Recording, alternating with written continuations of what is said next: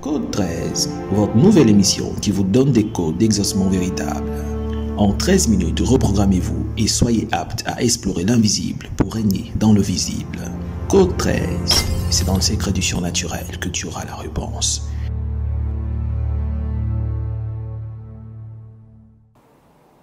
Bonjour, bienvenue à Code 13. Prends rapidement ta Bible dans le livre de Joël, le chapitre 1er, verset 9. Joël 1, verset 9. Je lis la parole de Dieu. Offrandes et libations disparaissent de la maison de l'Éternel. Les sacrificateurs, serviteurs de l'Éternel, sont dans le deuil. Les champs sont ravagés, la terre est triste, car les blés sont détruits, le mou est tari, l'huile est desséchée. Les laboureurs sont consternés, les vignerons gémissent à cause du froment et de l'orge, parce que la moisson des champs est perdue. Le thème qui nous rassemble aujourd'hui, ce que nous allons égrener est le suivant: les libations. Code 13, c'est dans le secret du surnaturel que tu auras la réponse. Si vous remarquez, l'objectif que nous avons, c'est de vous ramener au véritable évangile. L'évangile, c'est quoi? L'évangile, c'est la bonne nouvelle. La bonne nouvelle de quoi? On entend beaucoup dire la bonne nouvelle du royaume. Oui, la bonne nouvelle du royaume, mais autrement dit, c'est cette nouvelle-là qui, toi, va te rendre heureux. Cette nouvelle-là qui, toi, va te faire sortir de la précarité. Nous allons parler des libations. C'est quoi la libation? Nous allons prendre la définition, le lexique humain. Qu'est-ce que Wikipédia nous dit concernant la libation?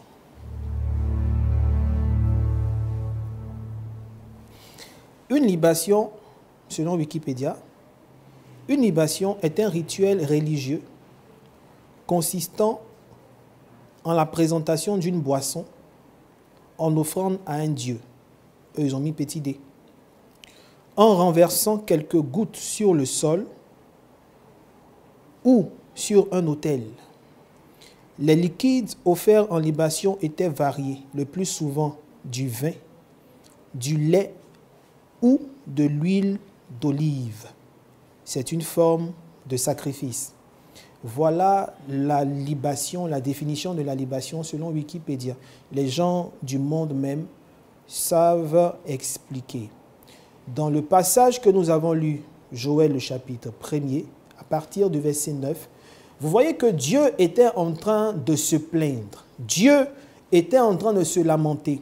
Dieu disait, sacrificateurs, pasteurs, évangélistes, prophètes, pleurez, parce que offrandes et libations ont disparu de la maison de l'Éternel. Offrandes et libations ont disparu de la maison de l'Éternel. Lorsque vous lisez la suite, vous voyez que Dieu était en train de décrire ce qui était en train d'arriver à une nation. Il était en train de dire il y avait le ravage. Il y avait ravage. Il était en train de dire qu'il y avait la maladie. Il était en train de dire que la peste avait pris partout. Il était en train de dire qu'il y avait le chaos. Pourquoi offrandes et libations ont disparu de la maison de l'Éternel? Offrandes et libations ont disparu de la maison de l'Éternel. Je veux parler aux nations. Je veux parler au peuple. Je veux parler aux dirigeants. Je veux aussi parler à des hommes de Dieu. Vous avez remarqué qu'aujourd'hui, dans l'Église, corps de Christ, on ne parle pas de libation. On retrouve ces actes, ces rituels-là dans le monde. On retrouve les libations, le fait de verser un liquide. Ils ont même dit, c'était soit du vin, soit de l'huile d'olive, ou soit du lait. Ces rituels-là, on ne les retrouve plus dans l'Église. On les retrouve ailleurs. On les retrouve dans les fêtes de génération. On les retrouve à des cérémonies de sorcellerie. On les retrouve à des cérémonies de francs-maçons. On les retrouve à des cérémonies mystiques négatives. Or, ces rituels-là sont d'abord bibliques. Il dit, sacrificateurs, soyez dans le deuil. Vous remarquez que le pays n'avance pas. Vous remarquez qu'il y a des problèmes. Vous remarquez qu'il y a des greffes partout. Vous remarquez que la peste arrive. Vous remarquez qu'il y a des maladies incurables. Vous remarquez que les nations sont exposées à la guerre. Vous remarquez que les nations sont exposées à la famine. C'est parce que offrandes et libations ont disparu de la maison de l'Éternel. Peuple de Dieu, Église de Côte d'Ivoire, Église d'Afrique, Église du monde, remettez-vous en cause sur beaucoup de choses. Si vous remarquez que les nations souffrent, malgré les jeûnes, malgré les prières, malgré les marathons que vous faites, malgré le fait que vous pleurez devant Dieu, vos lamentations, si vous remarquez que les exaucements tardent, c'est parce que Dieu se plaint que les offrandes et que les libations ont disparu. Nous allons aller dans la Bible, dans le livre de 1 Jean. Dans le livre de 1 Jean, vous allez comprendre quelque chose de magnifique. 1 Jean, le chapitre 5, à partir du verset 6. La Bible dit ceci. C'est lui, Jésus, qui est venu avec l'eau et du sang. Non seulement avec l'eau, non avec l'eau seulement, mais avec l'eau et avec le sang. Et c'est l'Esprit qui rend témoignage, parce que l'Esprit est la vérité. Car il y en a 3 qui rendent témoignage, l'Esprit, l'eau et le sang. Et les 3 sont d'accord. La série passée de Code 13, quand nous étions en train de parler des réclamations, je vous ai dit que lorsque les disciples sont venus annoncer à Jésus que Jean-Baptiste était mort, Jésus est parti, il n'a rien dit, il allait continuer d'autres miracles ailleurs. Pourquoi? Parce qu'il savait que pour le cas de Jean-Baptiste, ce n'était pas simplement une prière de résurrection qui allait l'aider. Il fallait quelque chose. Ce qu'il fallait, il fallait une libation. À la croix, la Bible dit que lorsque Jésus est mort et qu'un soldat est venu percer son côté, du côté de Jésus sont sortis l'eau et le sang. Écoutez-moi très bien. La Bible dit que lorsque l'eau et le sang ont touché la terre, il y a eu résurrection de mort. C'est dans la parole de Dieu. Je ne suis pas en train d'inventer quoi que ce soit. La Bible dit que lorsque la mort de Jésus a été constatée à la croix, il n'était même pas encore dans le tombeau. Un soldat était venu percer son côté. Lorsque le sang et l'eau ont touché la terre, la Bible dit qu'il y a eu tremblement de terre. Les rochers se sont fondus parce que des morts sont sortis des tombeaux. Il fallait que le sang de Jésus touche le sol. Il fallait que l'eau qui était dans son ventre, dans son corps, touche le sol pour que des morts ressuscitent. Et ce que je dis n'engage que moi. C'est là que Jean-Baptiste a été ressuscité. Parce que la Bible dit plusieurs corps des saints. Ce qui devait réveiller Jean-Baptiste, n'oubliez pas que Jean-Baptiste était soumis à une réclamation. Il était soumis à une malédiction de sang. Ce qui devait libérer Jean-Baptiste, ce n'était pas la prière sainte que tu fais quand tu es à la maison. Non, il fallait une libation. Et Jésus, à la croix, a fait cette libation. Lorsque l'eau a touché la terre, lorsque le sang a touché la terre, les morts se sont levés. Et Jean-Baptiste faisait partie des saints qui avaient perdu la vie de façon tragique. Lui aussi est sorti des tombeaux. Il y a des situations dans lesquelles tu te trouves. Il y a des situations dans lesquelles les nations se trouvent. Il y a des situations dans lesquelles Côte d'Ivoire tu te trouves. Église de Côte d'Ivoire, tu as laissé l'essentiel. Tu as abandonné non seulement les offrandes, mais tu as aussi passé sous silence les libations. Reviens aux vrais évangiles, ressaisis-toi. La Bible dit dans le livre de 1 Jean 5 que nous avons lu, que c'est lui Jésus qui est venu avec l'eau. Non seulement avec l'eau, mais avec l'eau et le sang. Et les 3 sont d'accord, l'esprit, l'eau et le sang. Écoute, ce sont les libations. Ce sont les libations. Vous pensez que c'est en vain?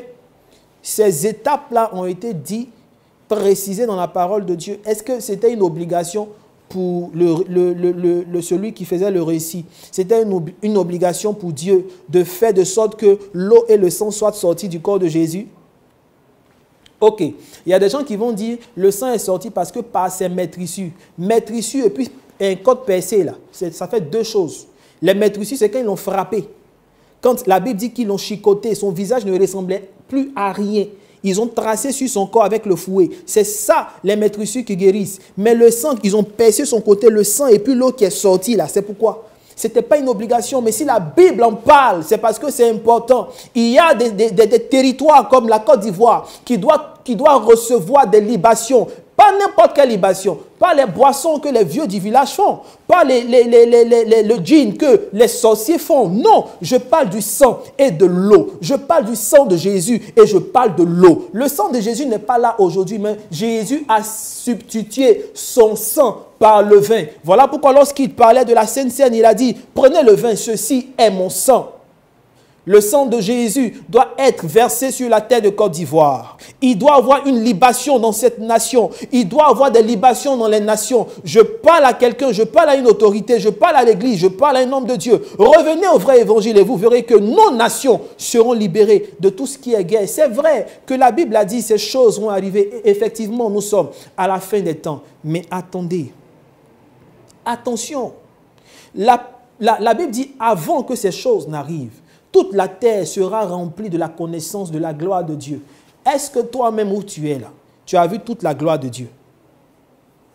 Tu n'as pas encore vu la gloire de Dieu? Le nom de notre Seigneur Jésus n'a pas encore pris par toute la Côte d'Ivoire, par toute l'Afrique, par tout le monde. Vous pensez qu'il va venir demain? Il ne vient pas demain. Si vous ne vous ressaisissez pas, les guerres, les bruits de guerre, les maladies, les épidémies vont envahir la nation, vont envahir l'Afrique, vont envahir le monde et vous ne sauriez où mettre la tête. Je vous dis de la part de Dieu, revenez aux libations. Revenez aux libations. Le sang de Jésus doit toucher la Côte d'Ivoire. L'eau qui est sortie de lui doit toucher la Côte d'Ivoire. Le sang et l'eau qui sont sortis de Jésus doivent toucher l'Afrique, doivent toucher les nations. Les libation.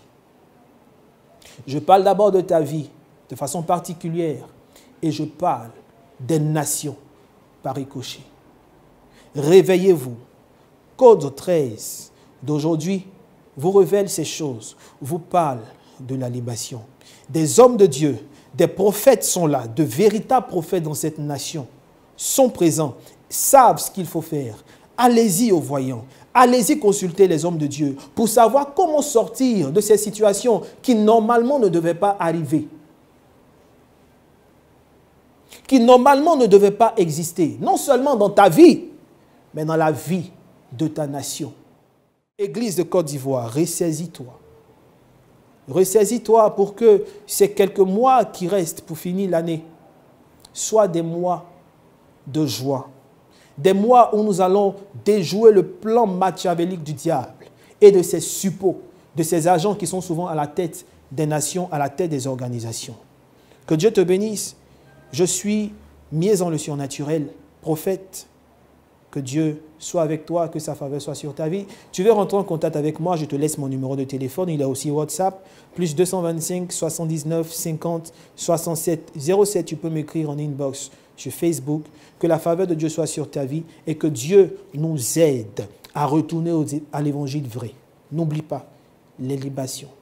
Dieu pleure parce que les libations ont quitté l'église, corps de Christ. Que la faveur de Dieu soit sur ta vie.